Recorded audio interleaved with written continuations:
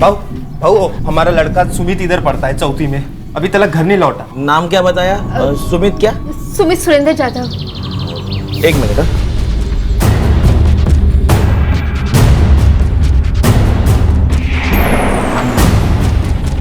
सुमित जाधव, सुमित जाधव, सुमित जाधव, सुमित जाधव। वो तो नहीं आया आज।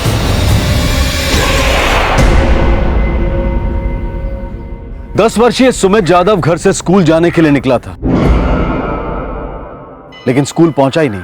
उसके गरीब मजदूर माता पिता अनीता और सुरेंद्र जाधव जब शाम को घर लौटे तब सुमित घर पर नहीं था। इस तरह का वाकया किसी भी माता पिता को मोम की तरह पिघला देता है। डर की आंधी और हड़बड़ाहट का तूफान उनसे कस कर लिपट जाता है।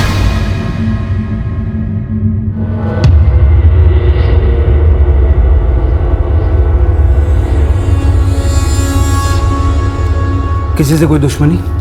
गरीब का सबसे बड़ा दुश्मन तो गरीबी होती है। साहब, मेरा बच्चा बहुत मासूम है, उसमें कोई बुरी आदत नहीं है, कोई भी बुरी संगत नहीं है साहब। अब हम दोनों मजदूरी करते हैं, सुबह जल्दी घर से चले जाते हैं। सुमित अपने आप अपने टाइम पे स्कूल चला जाता है साहब, और शाम को वापस आते हैं तो घर पे ही होता है। आज पता नहीं किधर चला गया साहब। आपने आस पड़ोस में देखा कहीं खेलने गया हो? हाँ साहब, हमने सब जगह देख लिया साहब। ए सुमित, सुमित, सुमित! सुमित! आपने सुमित को देखा है क्या? ओ भाऊ, सुमित देखा क्या?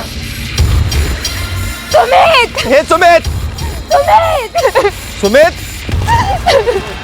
ए सुमित! भाऊ, भाऊ, सुमित देखा क्या? सुमित! सुमित! ए सुमित! वो कहीं नहीं मिला साहब। फिर हम उसके स्कूल गए साहब। सुमित सुरेंद्र जाधव। वो तो नहीं आया आज। साहब, आप हमारे बच्चे को जल्दी ढूंढ दीजिए साहब। देखिए, हमने मिसिंग कंप्लेंट दर्ज की है, अपनी तरफ से हम पूरी कोशिश करेंगे। कुछ तो खा ले। पता नहीं मेरे बच्चे ने कुछ खाया भी होगा या नहीं। आज सुबह सुमित, 3 रोटी है, एक अभी खा लेना, 2 स्कूल में खाना। हाँ, चटनी भी है। आई, वड़ा पाव के लिए पैसे देना। कल दूंगी पक्का। हाँ, आज देना। आज दूंगी तो ये रोटी फोकर जाएगी, कल दूंगी पक्का। हाँ, चलती हूँ। अरे अनीता जल्दी चल। कल कुल्फी के ही पैसे दूंगी। अरे चलना, किधर है? आई खुश।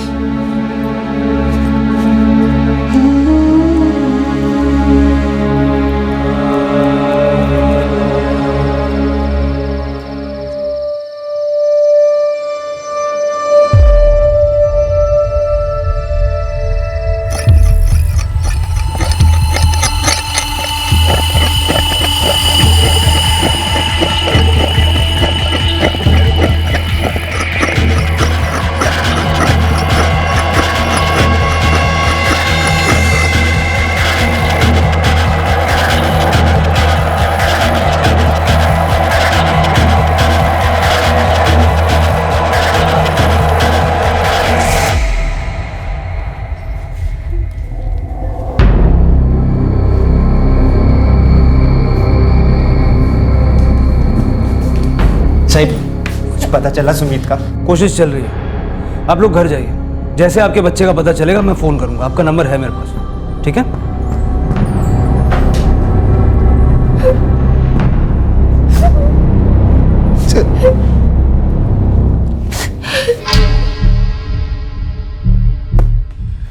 पक्का इनकी किसी से कोई दुश्मनी नहीं, बस्ती में, बिरादरी में? नहीं सर, पूरी पूछताछ की, दोनों काम से काम रखते हैं और बहुत ईमानदारी से मेहनत करते हैं। सर, ये सुरेंद्र ना तो पीता है, ना जुआ खेलता, और ना ही किसी तरह का कोई कर्ज है इसके साथ। ये किडनैपिंग का मामला तो हो ही नहीं सकता, क्योंकि ये लोग फिरौती की रकम दे ही नहीं पाएंगे। मतलब जरूर किसी ने अपने फायदे के लिए इसे उठाया होगा, पर किसने?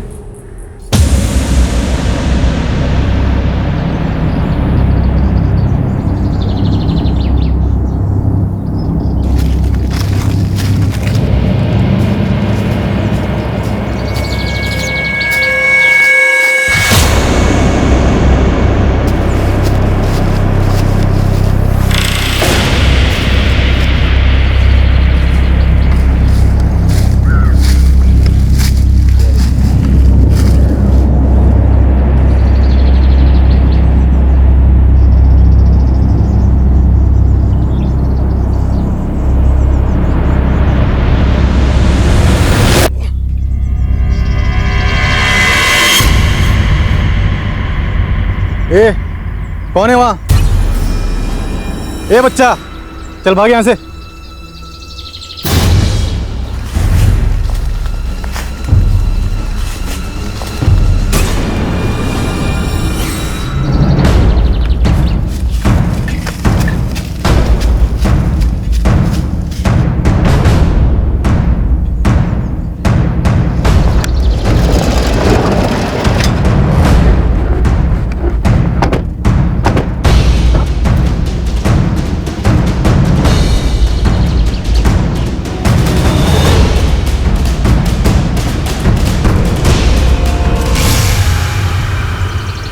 धर्म, जरा देखो तो क्या ये वही बच्चे हैं, सुमित यादव?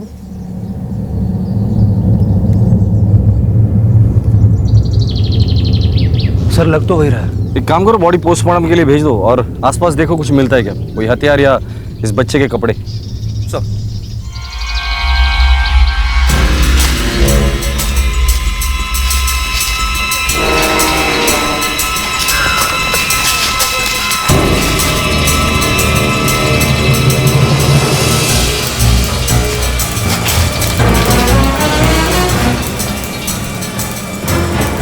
करता क्या है?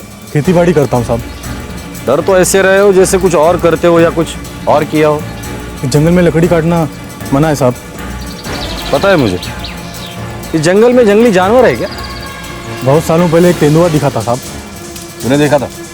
नहीं साहब, मैंने अपनी आंखों से नहीं देखा, सिर्फ सुना था। इस बच्चे के बारे में कुछ सुनोगे तो हमें भी सुनाना, सुनाएगा ना? हाँ साहब।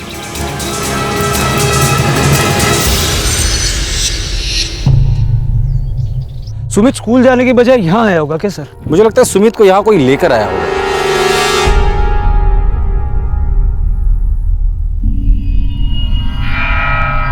सर बॉडी देखकर लगता है कि बॉडी पार्ट्स मिसिंग है, किसी जंगली जानवर ने खा लिया होगा। नहीं, मुझे नहीं लगता किसी जानवर ने खाया होगा, क्योंकि जानवर विक्टिम के कपड़े नहीं उतारता, उसे पेड़ को टिका कर नहीं बिठाता और बॉडी के स्पेसिफिक पार्ट्स मिसिंग है, मानो किसी ने निकाल लिए हो। आपका शक बिल्कुल सही निकला। इस बच्चे की मौत गला घोटने से हुई है और किसी इंसान के हाथ हुई है। डॉक्टर साहब, जब हमें बॉडी मिली थी तब हमें ऐसा लगा था कि बॉडी के कुछ पार्ट्स मिसिंग हैं। हाँ, किसी औजार का इस्तेमाल करके बॉडी के पार्ट निकाले गए हैं। मतलब वो जानवर वाली थियरी हम रूल आउट कर सकते हैं? बिल्कुल, लेकिन ये किसी जानवर का काम हो ही नहीं सकता। कोई भी जंगली जानवर चुन चुन के बॉडी के पार्ट नहीं खाते हैं और इस बच्चे की बॉडी में कोई भी जानवर के दांत या नाखून के निशान नहीं है। क्या ये ऑर्गन ट्रैफिकिंग का मामला हो सकता है? आपका मतलब ऑर्गन ट्रांसप्लांट? और इतने सारे ऑर्गन एक साथ? सर, ये तो किसी सुपर स्पेशलिटी हॉस्पिटल में ही पॉसिबल है। और सर, इस बच्चे की बॉडी पर कोई भी इंडिकेशन ये है कि इस बच्चे पर सर्जिकल ऑपरेट किया हुआ है सर, बल्कि वो पार्ट चाकू या चॉपर से काट कर निकाले गए हैं। अब मुझे कुछ धुंधला धुंधला सा दिखाई दे रहा है। इस दाल में जरूरत से कुछ ज्यादा ही काला है।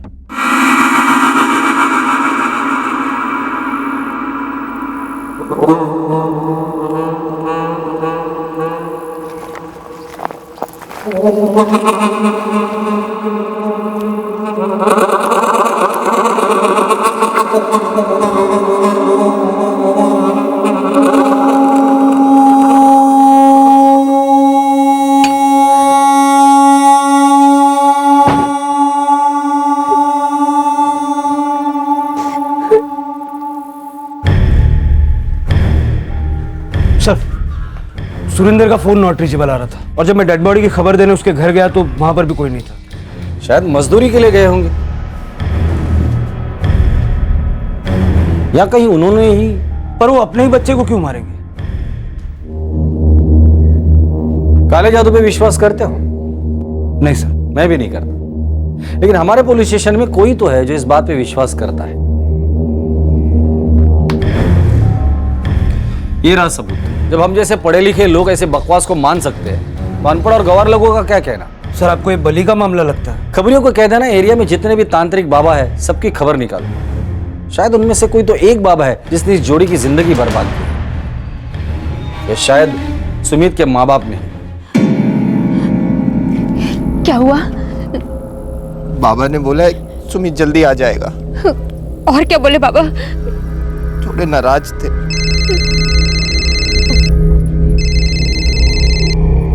हेलो, हाँ साहब, हाँ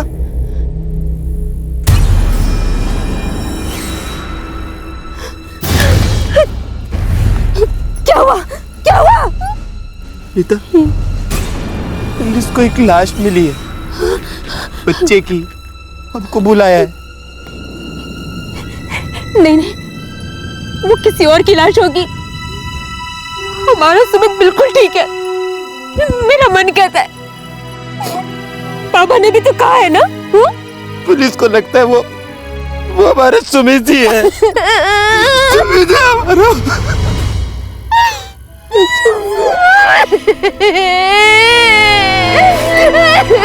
मेरा बच्चा।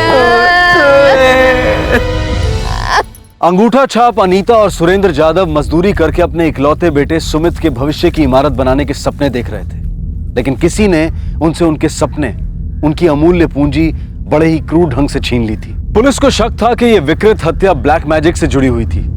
क्या पुलिस सही थी? क्या अनीता और सुरेंद्र जाधव का भी जादू टोने से कोई ताल्लुक था?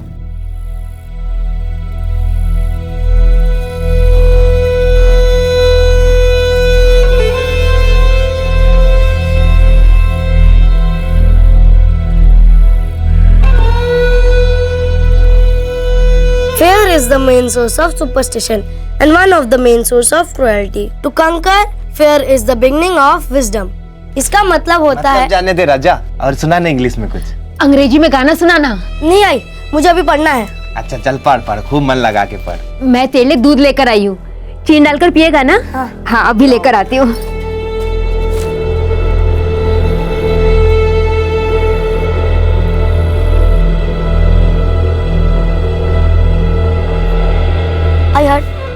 आई हट ना, पढ़ने देना। खूब अच्छे से पढ़ बेटा, खूब पढ़ तू।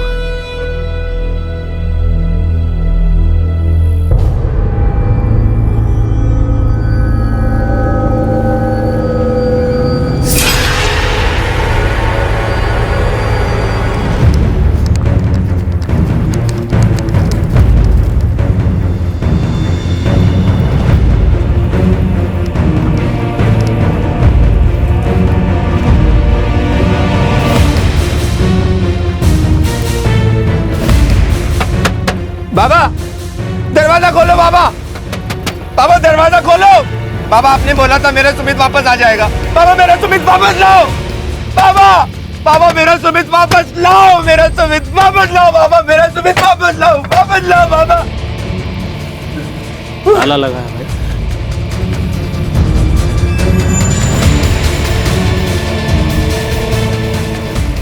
बाबा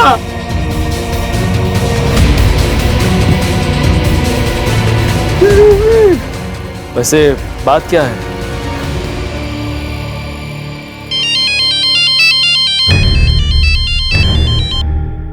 बोल संतोष। आपका शक बिल्कुल सही निकला साहब। ये दोनों किसी तांत्रिक बाबा के भक्त हैं। सुरेंद्र जाधव को मैं अभी घर छोड़कर आ रहा हूँ। दोनों पति पत्नी इस वक्त घर ही मिलेंगे। कौन सा तांत्रिक बाबा? कंशीमा नगर के पीछे वाले जंगल के पास एक बाबा गुफरान है, जादू टोनों का स्पेशलिस्ट माना जाता है वो। ठीक है सर, ये सुरेंद्र जाधव किसी बाबा गुफरान का भक्त है। स्मशान भूमि से सीधा वहां गया था। बाबा गुफरान? नारा मैं एक काम करना, मैं जाके इस सुरेंद्र जाधव से मिलता हूँ, तुम जाके इस बाबा गुफरान से मिल और अच्छी तरीके से मिल, फिर पुलिस स्टेशन लेकर आना, मैं भी मिलता हूँ उससे। सब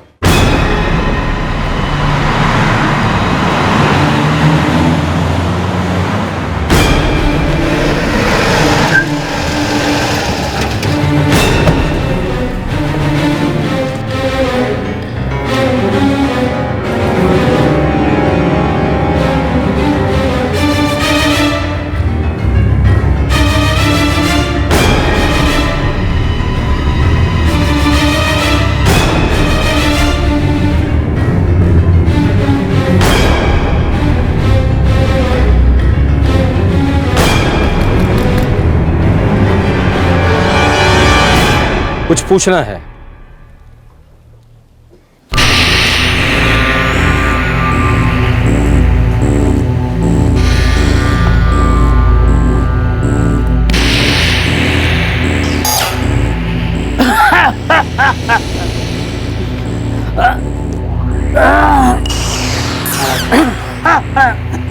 पानी पियोगे?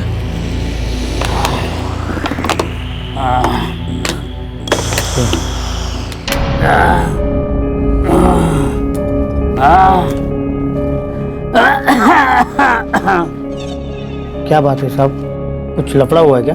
बाबा गुफरान ठीक तो है ना अपने?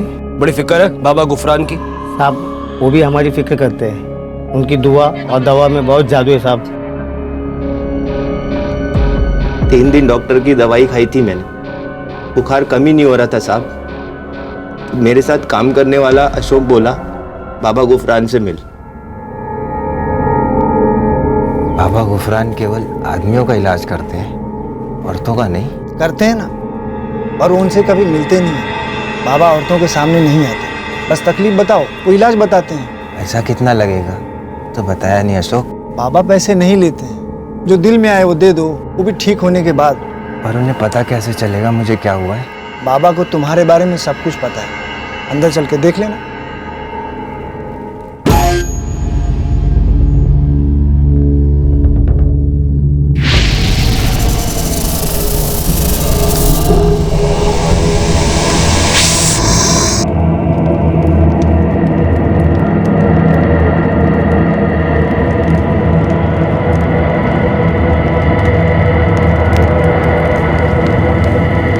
तीन दिन से काम पर नहीं गए, मजदूरी करते हो? हाँ बाबा। डॉक्टर की दवा भी असर नहीं कर रही, क्योंकि बीमारी किसी और को है। समझा नहीं बाबा। तुम्हारे अच्छे दिन देखकर किसी को जलन हुई है, और जलन से बड़ी बीमारी इस दुनिया में कोई नहीं। लेकिन फिक्र मत करो, ये लो, इसे अपने घर के दरवाजे पर लगा देना, और ये अंडा पकाकर खा लेना। 12 घंटे के अंदर अंदर नजर उतर जाएगी, और बुखार भी।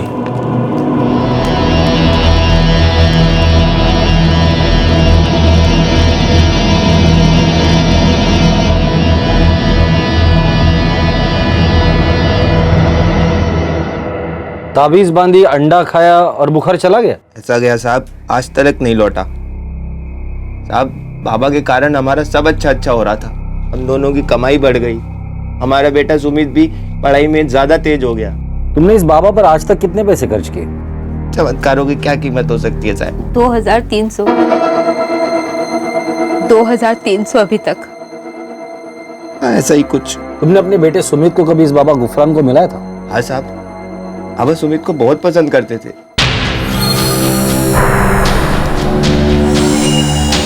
बाबा, मेरा बेटा सुमित। बेटा सुमित, यहाँ हो, हमारे पास बैठो। जा बेटा, वो बाबा है, बहुत प्यार करते हैं। जा बिरजू, जा।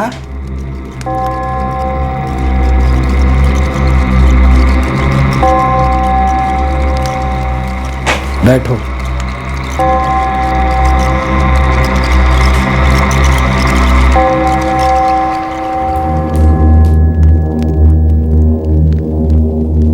सुरेंद्र जाधव, तुम्हारे बेटे में कोई तो खास बात है। इसके साथ कुछ ऐसा होगा कि तुम सोच भी नहीं सकते।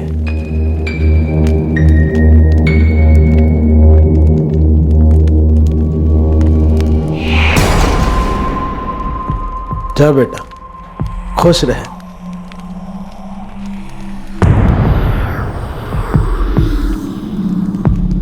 सुमित भी बाबा को बहुत पसंद करता था।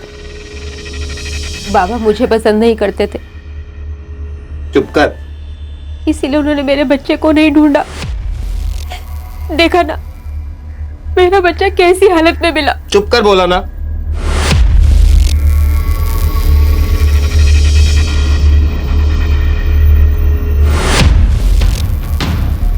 इस बाबा से आखिरी बार कब मिले थे? आज गया था साहब, और बाबा मिले नहीं। और आखिरी बार बात कब हुई थी? कल। आप लोगों से मिलने के बाद मैं बाबा से मिलने गया था।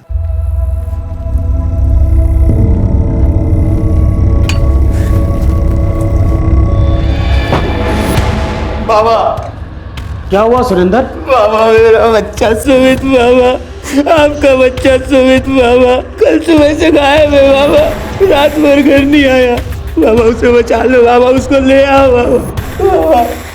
उठो जाधव, उठो। हम अभी तेरे बच्चे को ढूंढ देते हैं।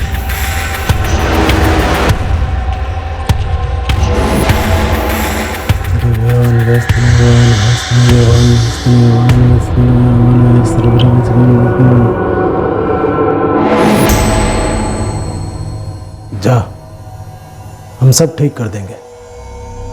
तेरा बेटा वापिस आ जाएगा। पुलिस भी पूरी ताकत लगा के उसे ढूंढने लगी है बाबा। पुलिस को कैसे पता चला? बाबा मैंने शिकायत की पुलिस से। तो यहाँ आने से पहले पुलिस के पास गया था? फिर जा, पुलिस को बोल के तेरे बेटे को ढूंढे। मेरे पास क्या करने आया है? गलती हो गई बाबा, बाबा गलती हो गई बाबा। अपने पैसे उठाओ और चलता बन। बाबा माफ कर दो बाबा, गलती हो गई बाबा। मेरे बच्चे के सर से हाथ मत हटाओ बाबा, उसे बचा लो। ठीक है, उठ। लेकिन एक बात ध्यान रखना, आइंदा ऐसी गलती ना हो, क्योंकि अपनी जिंदगी के मसले हमें खुद ही सुलझाने होते हैं। कोई तीसरा बीच में नहीं आना चाहिए। समझ गया बाबा। एक बात और याद रख, अगली बार अकेले आना, क्योंकि औरतों के शायद तक से हमें नफरत है। नहीं लाऊंगा बाबा, मेरे बच्चे को बचा लीजिए। जा, उससे बात करके हम घर भेज देंगे।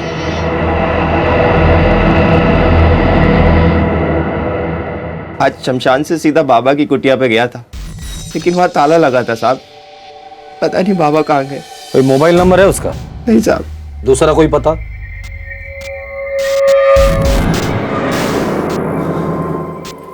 मिला कुछ? नहीं सर। सुनो,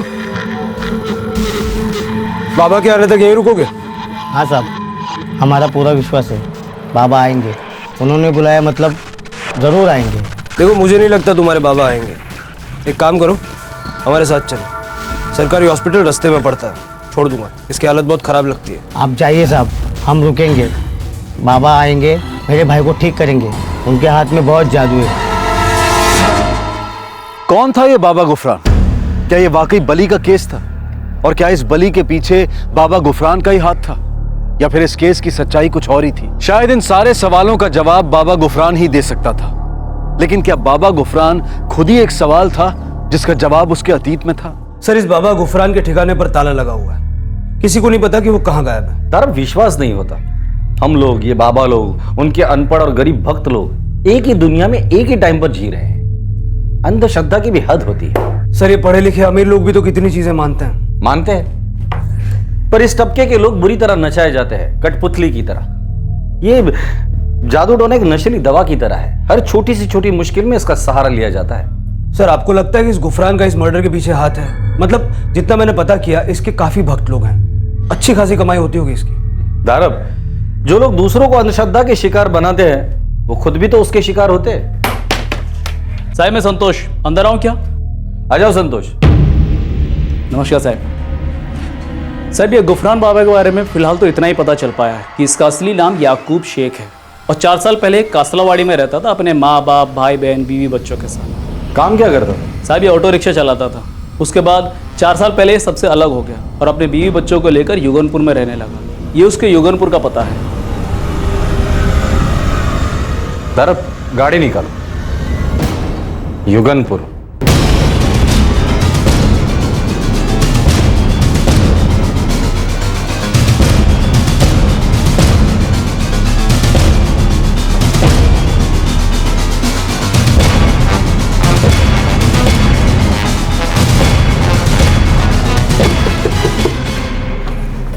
क्या है? याकूब है घर में। आप लोग कौन? पुलिस।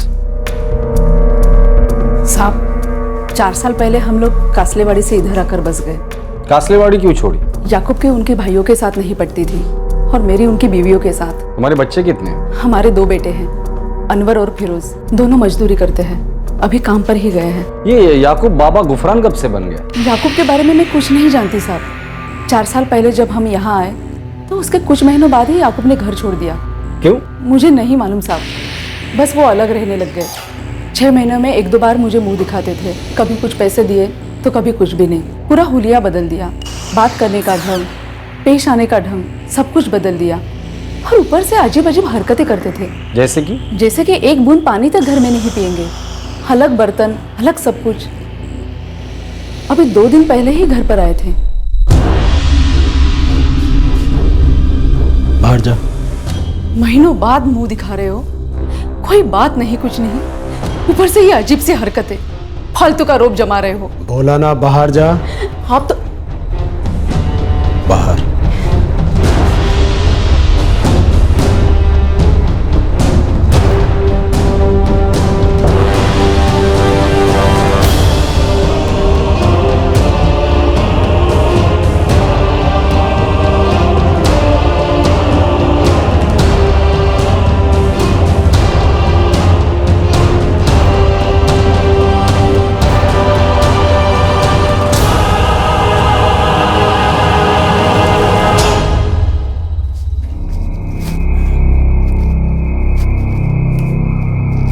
फिरोज और अनवर कब आएंगे?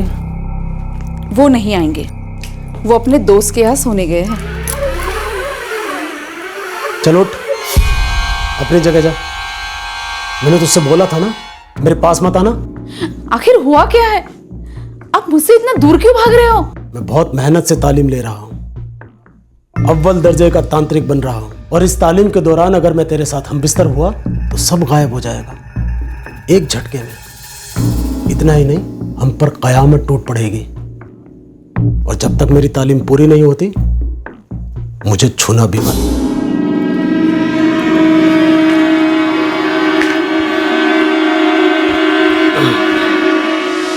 उसी रात वो वापस चले गए, पता नहीं कहाँ। हमेशा अकेला आता था या कोई साथ में रहता था?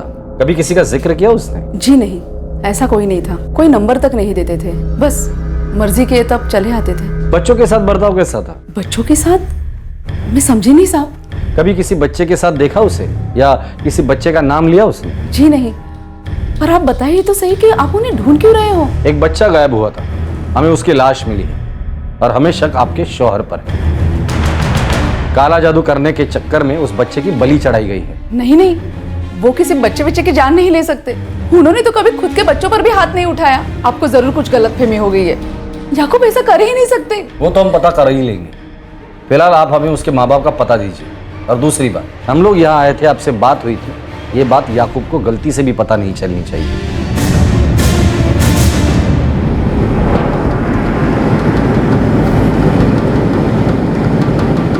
ये याकूब शेख उर्फ बाबा गुफरान कोई तो बदबूदार चीज पकाकर खाता था। अपनी पत्नी से भी दूर रहता था सर। समझ में नहीं आ रहा है, एक रिक्शा ड्राइवर तांत्रिक बाबा कैसे बन गया?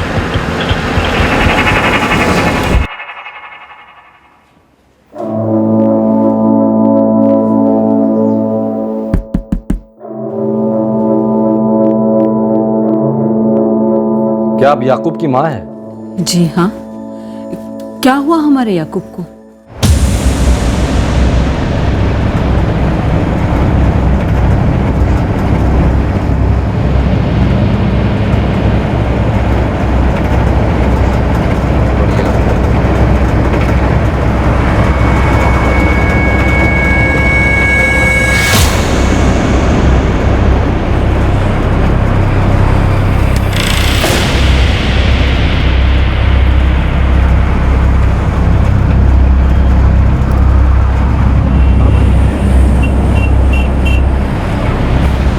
क्या आप लोगों को पता है आपका बेटा याकूब पिछले 4 सालों से तांत्रिक बाबा गुफरान बना हुआ है? माफ कीजिए, क्या बना हुआ है? तांत्रिक, जादू टोना, झाड़ फूक करने वाला, लोगों का इलाज करता है, दवाइयां देता है, चमत्कार करने का दावा करता है। नहीं नहीं, वो तो इन चीजों में पढ़ा ही नहीं। हाँ, गाड़ी वाड़ी चलाने में दिलचस्पी रखता था, ऑटो रिक्शा खोलकर जोड़ सकता है, बचपन से ही ऐसा था। पर आप उसे ढूंढ क्यों रहे हैं? वो आप लोगों को बहुत जल्द पता चल ही जाएगा। फिलहाल मुझे इतना बता दीजिए, ऐसा कोई शख्स है जिससे याकूब बहुत करीब था? कोई दोस्त वोस्त? बबलू से बात कीजिए, याकूब की और बबलू की अच्छी जमती थी। हाँ। जैसे जैसे पुलिस याकूब के अतीत में जा रही थी, उनके सामने एक ऐसे शख्स की पर्सनालिटी आ रही थी जो गृहस्थ था, कमाना चाहता था और टेक्निकल चीजों में दिलचस्पी रखता था। याकूब शेख से बाबा गुफरान बनने का सफर कैसे और क्यों हुआ, इसका खुलासा काफी चौंकाने वाला था।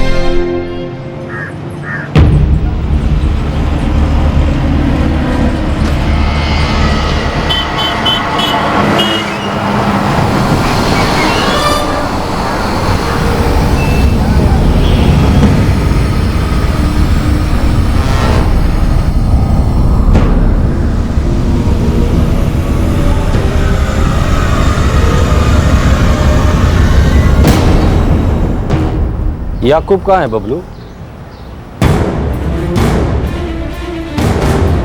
आप पुलिस वाले साहब? क्यों? याकूब भाग रहा है पुलिस वालों से? नहीं साहब, ये मेरे को नहीं मालूम, लेकिन जब से वो तांत्रिक बना है ना, मुझे लगता था कि वो जरूर किसी ना किसी लफड़े में फंसेगा। वो फंस चुका है बुरी तरह। अब तू बता दे कि याकूब कहाँ मिलेगा। यहाँ बताएगा सीधे सीधे या लॉकअप में उल्टा लटक कर? उसका पता तो सारी दुनिया जानती है, कंशीमा नगर। हर रोज वहाँ सैकड़ों लोग उससे मिलने आते हैं। वहाँ पे झोपड़े को ताला लगा हुआ है। याकूब फरार है। हाँ साहब, वो उसके गुरु के पास गया होगा, शेकोटी। तू उसके बचपन का दोस्त है जी। तो उसने तुझे जरूर बताया होगा कि वो तांत्रिक क्यों बना।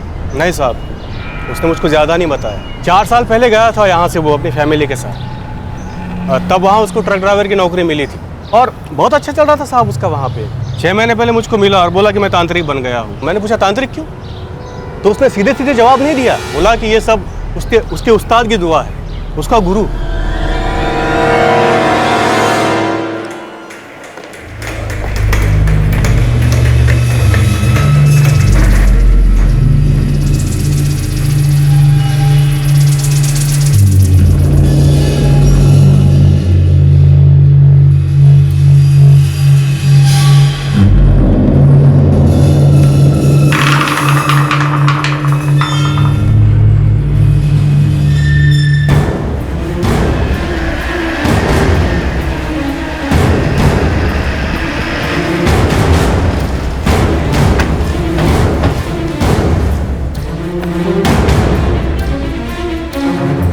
बाबा, पुलिस। गुरुजी, याकूब को तालीम आपने दी थी? मुझे पता था आप लोगों को एक न एक दिन आना ही है याकूब की तलाश में। आपको भविष्य दिखता है क्या? नहीं, लेकिन वर्तमान की बेवकूफियां, गलतियां आने वाले भविष्य पर अपना मनहूस साया डाल ही देती है। गलतियां किसने और कौन सी की थी? वही जिसे आप ढूंढ रहे हो, जो अपने आप को बाबा गुफरान कह के बुलाता है। ऐसा क्या किया था उसने? मैंने उसे तंत्र के 2 कदम सिखाए थे। उसने 4 कदम चलना चाहा, वो भी उल्टे पैर। विनाश तो होना ही था। 4 कदम, वो भी उल्टे पैर। कहना क्या चाहते हैं आप? जो भी किया होगा गलत ही किया होगा, क्योंकि उसका मेरे पास आना भी एक गलती ही थी। ये याकूब आपके पास कब आया था? 4 साल पहले। उसका एक दोस्त था मंगेश जोशी, लारी ड्राइवर, वो उसे मेरे पास ले आया था। मंगेश, तुम्हारे दोस्त से कहो मेरी विद्या का इस्तेमाल सिर्फ अच्छे काम के लिए होता है। गुरुजी, ये तो एकदम भला आदमी है, मेरे जैसा नहीं है। बस थोड़ा मुश्किल में है, थोड़ी सी विद्या सिखा दीजिए ना। कोई गलत काम नहीं करेगा, मेहनती है, एकदम ईमानदारी से सीखेगा। क्यों रे?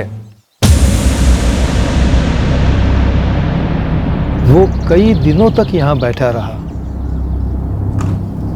न खाता न पीता, बस तालीम की भीख मांगता रहा। आखिर मैंने उसे तालीम देने का फैसला कर लिया।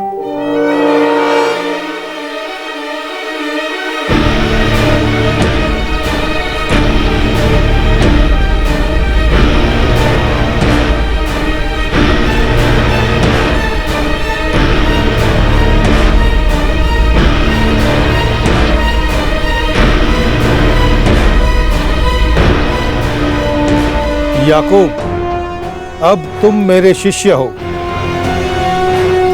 मैं तुम्हें मेरी विद्या सिखाने के लिए वचनबद्ध हूँ। मैं आपकी हर बात मानूंगा। तो सबसे पहले ये बताओ, वो क्या तकलीफ है जो तुम ये विद्या सीखना चाहते हो?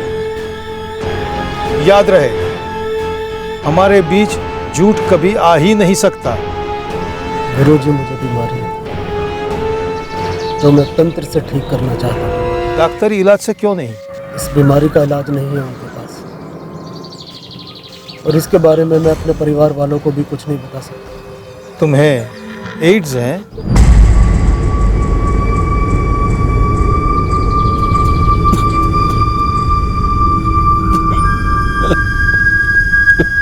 मैंने उसे कई बार समझाया, ला इलाज है ये रोग, लेकिन हाँ, डॉक्टर उसकी जिंदगी बढ़ा सकते हैं, मैं कुछ नहीं कर सकता। और फिर भी आपने उसे तालीम दे दी।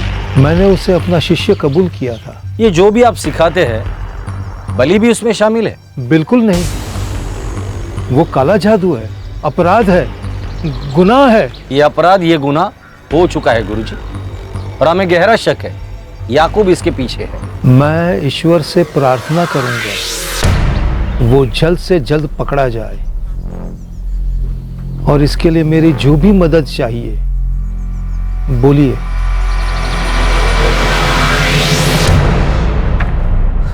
याकूब शेख, पिछली 2 टाइम से तो तुम आए ही नहीं। तुम दवाइयाँ तो ठीक से ले रहे हो ना? बीमारी जा रही है ना, अब तक तो लगभग खत्म हो गई होगी, है ना? ऐसा नहीं है, तुम्हारी हालत तो पहले से खस्ता हो रही है, और तुम्हें देख के लगता है कि तुम दवाइयाँ भी ठीक से नहीं ले रहे हो। देखो, जिंदगी ऐसे नहीं चलेगी, समझ रहे हो ना तुम? ये 4 चीजें लिख के दे रहा हूँ, इन्हें तुम्हें टाइम टू टाइम खाना है, ध्यान लगा के, ठीक है? हाँ डॉक्टर साहब, चारों चीजें खा लूंगा, टाइम से, ध्यान लगाकर खाऊंगा।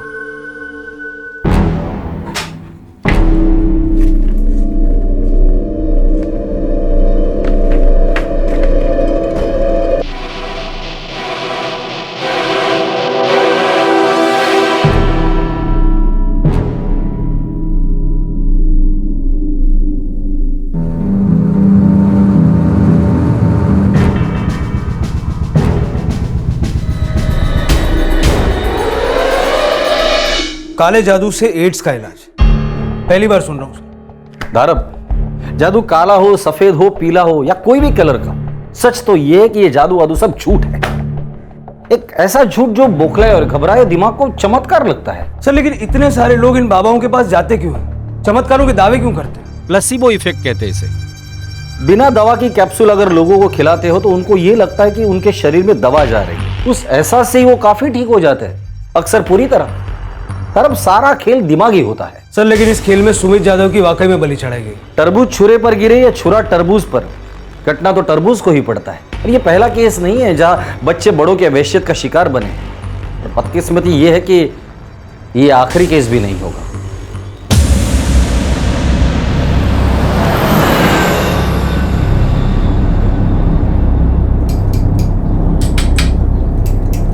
टिकट टिकट टिकट भाई, टिकट एक फुल मेजोरी।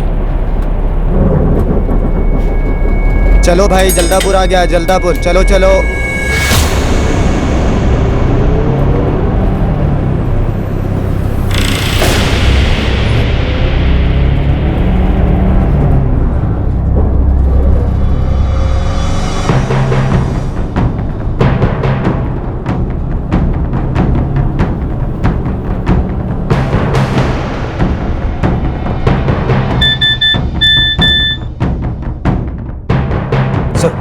संतोष खबरी ने भेजा, याकूब शेख। इस वक्त कहाँ है वो? हाँ बोल संतोष, तू कहाँ है? और याकूब कहाँ है? मैं मिजोरी जाने वाली बस में हूँ। याकूब भी उसी बस में है? जी जी, कोई परेशानी नहीं है जी। 20 मिनट में मैं मिजोरी पहुँच जाऊँगा। हाँ आते हैं, उस पर नजर रखना। ठीक है, आप आ जाइए।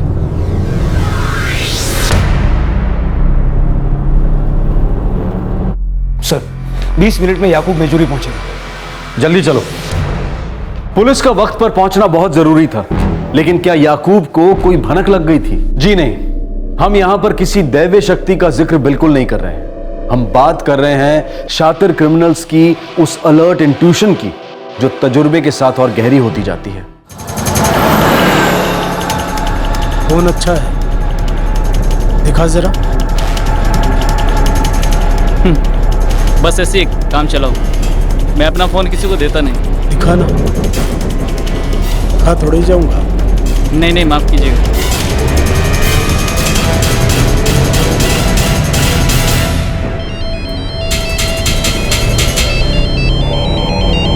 ओ, कह रहा है क्या? फोन उठा।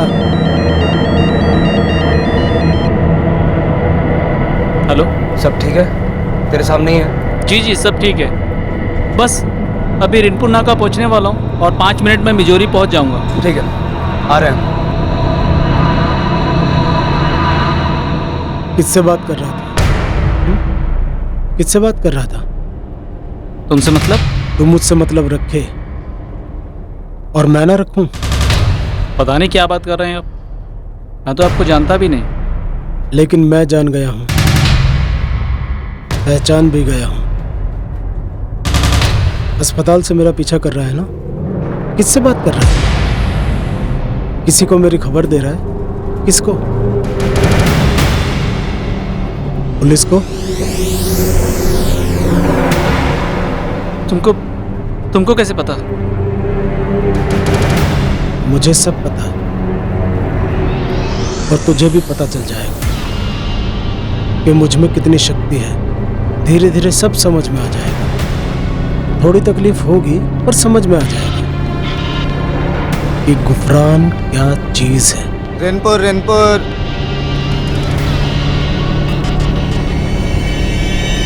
अरे दाढ़ी बैठना, तेरा अगला स्टॉप है, ये रेनपुर है अभी। मुझे यहीं उतरना है।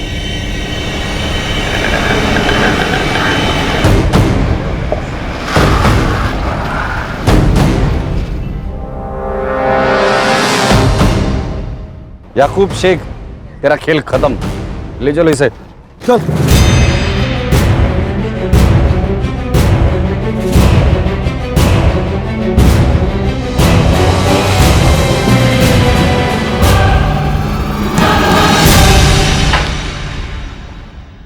याकूब शेख उर्फ बाबा गुफरान सुमित जादव को क्यों मारा? मैंने किसी को नहीं मारा। मैं तो सबको ठीक करता हूं, मारता नहीं। अरे साले, सीधे सीधे बता दे क्यों मारा, वरना मैं तुझे सीधा कर दूंगा डंडे से। बता।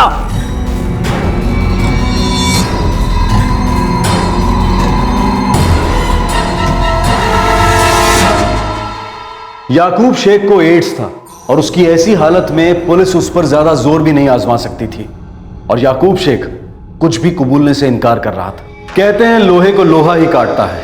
अंधश्रद्धा में डूबे इस विकृत और खतरनाक इंसान का मुंह खुलवाने के लिए पुलिस ने भी अंधश्रद्धा का ही इस्तेमाल किया।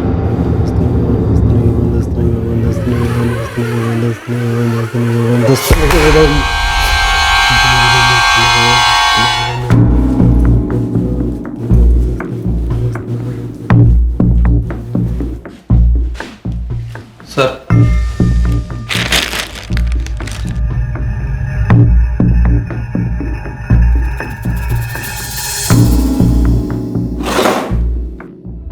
मैं ये खाना नहीं खा सकता। क्यों याकूब? क्योंकि हमारी इस तालीम में बहुत परहेज करने पड़ते हैं। अच्छा याकूब, हमने सुना है कि जो जादू टोना करते हैं वो चमड़े के बर्तन से पानी नहीं पीते, सही है? बिल्कुल सही सुना है आपने। उससे पानी पीना तो बहुत दूर, उसकी एक बूंद भी अपने ऊपर गिरने नहीं देते। क्यों? उससे क्या होता है? सारी ताकतें चली जाती हैं।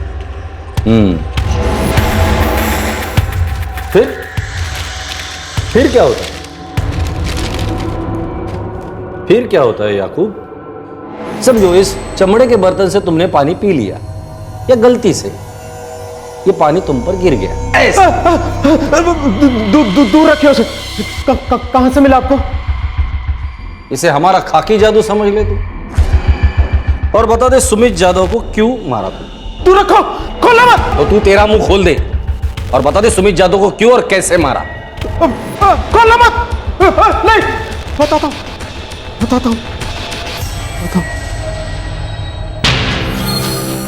एक महीने पहले अमावस की रात थी, मैं साधना में था।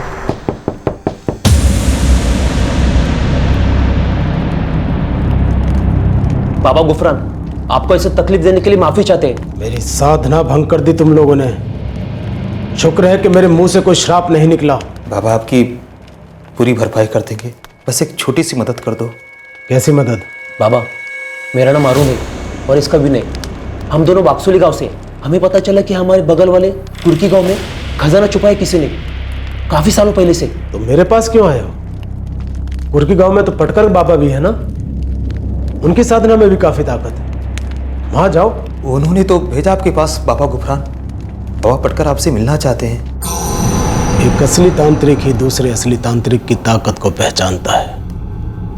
जब हम दोनों मिले तो पूरे इलाके में ऐसी रोशनी फैली कि क्या बताऊं। मुझे सिर्फ इतना बता दे कि एक 10 साल के लड़के को क्यों मारा और कैसे मारा। देखो गुफरान, धक 11 साल के नीचे का होना चाहिए और ध्यान रहे कि उसके चेहरे पर कोई दाग ना हो।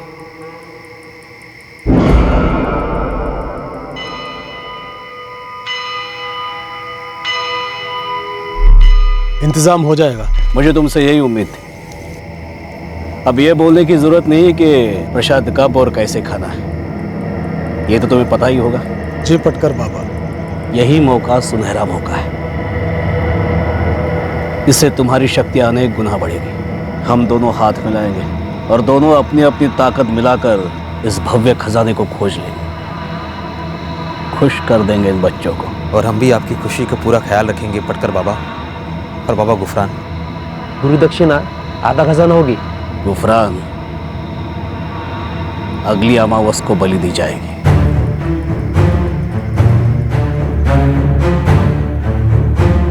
सुरेंद्र और उसका परिवार मुझे बहुत मानता था। उसका बेटा सुमित भी, मैं कई बार उससे मिला था और बच्चों की तरह वो भी मुझे बहुत पसंद करता था।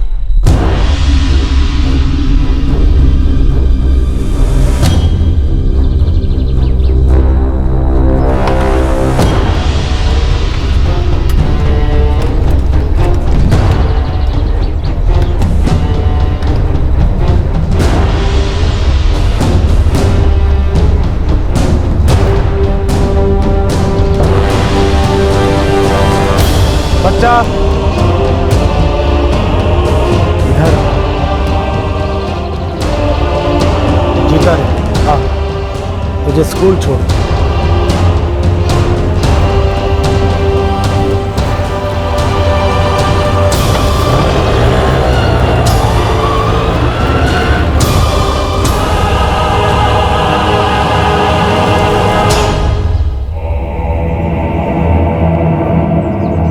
बाबा गुफरान, आप मुझे यहाँ क्यों लाए हो? आई बाबा भी आने वाले हैं। कोई पूजा है? नहीं बेटा, हमारे आई बाबा नहीं आएंगे, पर पूजा जरूर होगी। और ये पूजा तुम्हारे बिना पूरी नहीं हो सकती। तुम हमारी मदद करोगे ना? हाँ बाबा, लेकिन उसके बाद मैं स्कूल तो जा सकूंगा ना। वो क्या है ना, मुझे स्कूल में डांडी मारना अच्छा नहीं लगता। और आज मेरा एग्जाम भी है। आज हमारा भी एग्जाम है बेटा।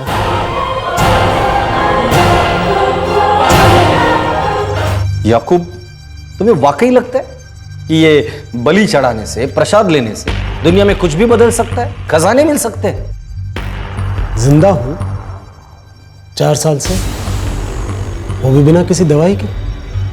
इन 4 सालों में कितने लोगों को मारा है तुमने? सिर्फ सुमित को आजाद किया, मुक्ति दी है। मेरे हाथों में होता ना तो तुझे अभी मुक्ति दे देता मैं। मासूम और बेगुनाह बच्चे की जान ली है, तुझे जरा भी पछतावा नहीं हुआ? पछतावा हुआ था 4 साल पहले, क्योंकि मैं बेगुनाह था। हालात ने किया ये सब, हालात की साजिश है ये।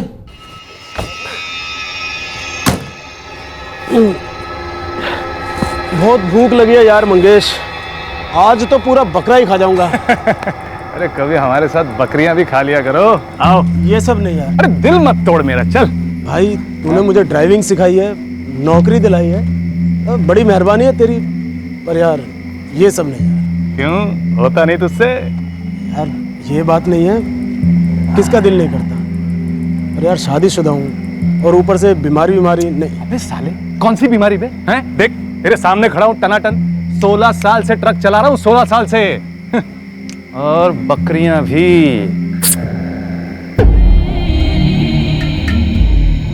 अबे रुक, कहाँ जा रहे? अबे चल ना, चल।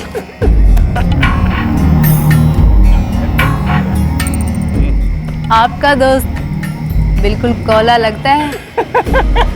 इसकी तो अच्छी खातिरदारी करेंगे। क्या मेरे शेर? बड़ी महंगी पड़ी ये दोस्ती। एक बार गलती की, दूसरी बार की, गलती आदत बनी और आदत बनी लत। बीमारी दबे पाँव आई, पता ही नहीं चला।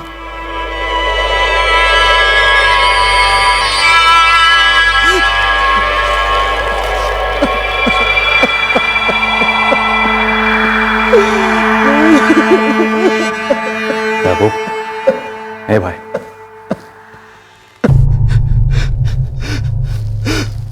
बीवी को क्या कहूंगा, बिरादरी में कैसे मुंह दिखाऊंगा। अरे वो बात की बात है, पहले ये सोच ठीक कैसे होगा। एड्स है मंगेश, ठीक नहीं होगा, लेकिन डॉक्टरों ने कहा कि दवाइयों से चलेगी जिंदगी। अरे वो भी कोई जिंदगी है, बीवी से दूर रहना पड़ेगा तुझे। देख, मैं सच बोलता है, ये दवाई से कुछ भी नहीं होने वाला। अब तेरे को ना सिर्फ गुरुजी बचा सकता है। मुझे ठीक होना था, किसी भी तरह से ठीक होना था, मुझे मरना नहीं था। HIV वायरस और एड्स बीमारी पर हम कोई सामाजिक और नैतिक टिप्पणी नहीं करना चाहते हैं, खासकर इस केस के संदर्भ में। लेकिन याकूब शेख को एड्स होने के बाद उसके दिमाग में जिस तरह का विकृत स्वार्थ उमड़ आया, उसका इस केस से सीधा ताल्लुक है। इस विकृति का वायरस शायद उसके जहन में पहले से ही था, जिसका इस बीमारी ने पर्दाफाश किया। लेकिन इसी ताकत ने मुझे जिंदा रखा, वरना दवाइयां मुझे कभी जिंदा नहीं रख पाती। साले, तुझे मरना नहीं था, तेरी बीवी को तेरी बीमारी नहीं देनी थी। बिरादरी की बड़ी फिक्र थी तुझे, उस मासूम सुमित की जिंदगी का क्या? उसे मारते वक्त एक बार भी नहीं ना सोचा तूने?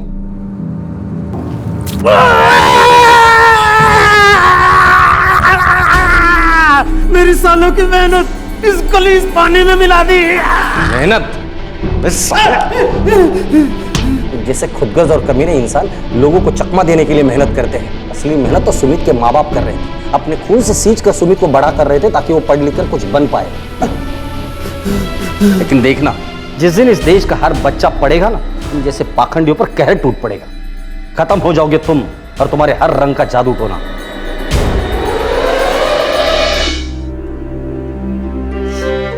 पहली बार जब बीमार पड़ा था, बाबा के पास जाने की बजाय 12 डॉक्टर के पास गया होता तो शायद ये सब नहीं होता।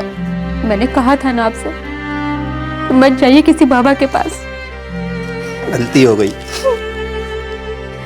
अब चाहे कुछ भी हो जाए, हम किसी बाबा के पास नहीं जाएंगे।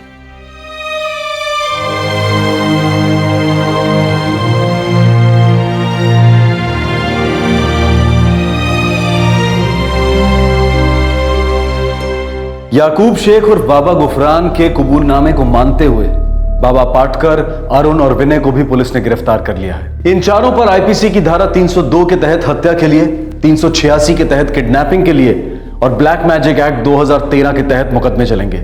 चारों फिलहाल जुडिशियल कस्टडी में हैं। आंकड़ों के हिसाब से हमारे भारत देश की इकोनॉमी दुनिया में सबसे तेज रफ्तार से बढ़ रही है। आंकड़े ये भी बताते हैं कि दुनिया भर में सबसे ज्यादा अनपढ़ लोग भी हमारे देश में ही रहते हैं, जहां हर 4 में से 1 भारतवासी रात को भूखा सोता है। भूख एक भक्षक बनकर इंसान के ज़मीर और उसकी बेसिक कॉमन सेंस दोनों को निगल जाती है और एक हैवान को जन्म देती है जो उसी भूख का गुलाम बन जाता है। ये भूख सिर्फ रोटी की नहीं है, ये भूख होती है शॉर्टकट द्वारा कभी राहत पाने की तो कभी कामयाबी।